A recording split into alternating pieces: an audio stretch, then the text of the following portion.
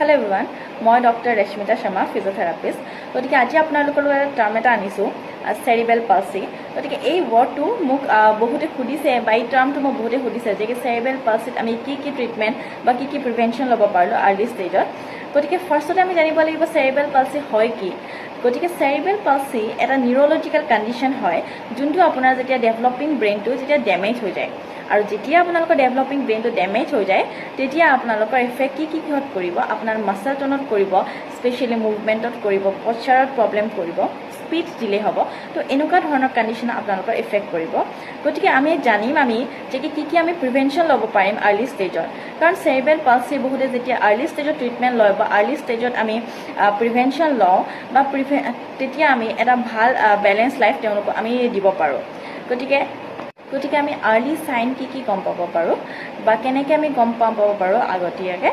যদি আমাৰ বাচ্চাটো যদি 0 পৰা 6 মাহৰ ভিতৰত আছে, গতিকে আমাৰ বাচ্চাটো যদি আপুনি অকণমান ফিল কৰি আছে টাইটনেছ, বা আপুনি যদি আমাৰ বাচ্চাটো যদি অকণমান আপোনালোকৰ ভৰিখন টাইট লাগিছে বা আপোনাৰ হেড কণ্ট্ৰল যোনটো হয় সেইটো যদি অলপ ভাল হোৱা নাই বা কিছুমান এনেকুৱা ধৰণৰ যদি আপুনি ফিল কৰিছে, তেতিয়া আপুনি কিছুমান গম পাব পাৰে। আৰু যেতিয়া আপোনাৰ বাচ্চাটো যদি 6 মাহৰ পৰা 12 মাহৰ ভিতৰত যদি উইদাউট ছাপৰ্ট বহিব পৰা নাই, আৰু যদি আপোনাৰ বাচ্চাটো যদি আপোনাৰ ক্ৰলিং কৰোঁতে লেট হৈ আছে, বা কেতিয়াবা এনেকুৱাও নহয় যে এইখিনি লেট হ'লে কেতিয়াবা ডিলেও হৈ যায়, চেৰিবেল পালচি নহ'বও আছে কিন্তু কেতিয়াবা ডিলেও হৈ যায় আপোনালোক। গতিকে আপোনালোকে কিছুমান চাইন এণ্ড চিমটমছৰ লগত আপুনি গম পাব লাগিব।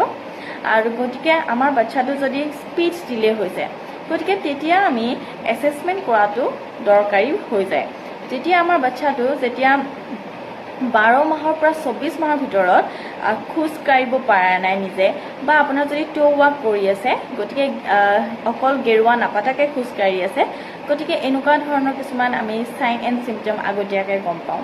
আৰু তাৰ ওপৰত আমি যেতিয়া গম পাওঁ তেতিয়া আমি নিউৰলজিষ্টৰ ওচৰত যাব লাগে, আৰু বা আপোনালোকে যদি এছেছমেণ্ট কৰিব তেতিয়া আমি ডাইৰেক্ট ফিজিঅথেৰাপিৰ ওচৰত আমি তেওঁলোকক লৈ যাব লাগে। তেতিয়া আমি কিছুমান আগতীয়াকৈ আমি আৰ্লি প্ৰিভেণ্টেশ্যন বা আমি আৰ্লি ট্ৰিটমেণ্ট দিলে গ'লে তেওঁলোকৰ লাইফটো আকৌ বেলেঞ্চত আহিব পাৰে। গতিকে আমি পেৰেণ্টছসকলে কি কৰিব পাৰোঁ যে আমি ঘৰতে তেওঁলোকক কিছুমান ৰেঞ্জ অফ মোশ্যন এক্সাৰচাইজেছ বা আমি কিছুমান খেলাব পাৰোঁ, বা তেওঁলোকে যদি উইদাউট ছাপৰ্ট থিয় হ'ব টান পাইছে বা ক্ৰলিং কৰা নাই বাচ্চাটো, আমি উইথ ছাপৰ্ট ক্ৰলিং বা থিয় কৰাব বা খোজ কঢ়াবলৈ ট্ৰাই কৰিব লাগিব। গতিকে এনেকুৱা ধৰণৰ কিছুমান আপোনালোকৰ লগত মই টপিক শ্বেয়াৰ কৰিম য'ত নেকি আপোনালোকে প্ৰিভেনশ্যন বা নিউৰ' ডেভেলপমেণ্ট কিছুমান কণ্ডিশ্যনৰ ওপৰত গম পাব, বা এজ এ ফিজিঅথেৰাপিষ্ট আমি কেনেকৈ আমি কিছুমান প্ৰিভেনশ্যন বা ট্ৰিটমেণ্ট দিব পাৰোঁ নিউৰ' ডেভেলপমেণ্ট কণ্ডিশ্যনবোৰত আপুনি গম পাবলৈ পাব।